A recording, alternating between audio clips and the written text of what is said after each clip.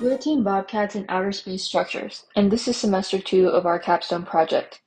We're continuing with our design of the BOSS Extraterrestrial Deployable Habitat, or the BED, a modular habitation unit designed for long-term missions on the lunar and Martian surfaces. Our goal for this cycle has been to expand on the details of the system-level architecture we laid out last semester. Our module has to satisfy certain constraints and requirements to accomplish its mission. It needs to maintain a breathable atmosphere, protect the occupants from cosmic radiation, and regulate the internal temperature to within safe levels. The astronauts also need spaces to rest and work as they carry out the mission. The bed features a hybrid design between traditional rigid habitat modules and newer deployable structure concepts.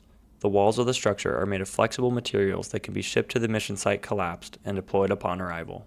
Our design uses an array of modular Whipple panels to protect the inner structure from damage by dust and orbital debris. Instead of building this protection into the inflatable, our design allows for astronauts to simply replace a damaged panel, ensuring the inner structure won't take permanent damage. We are NASA Space Grant.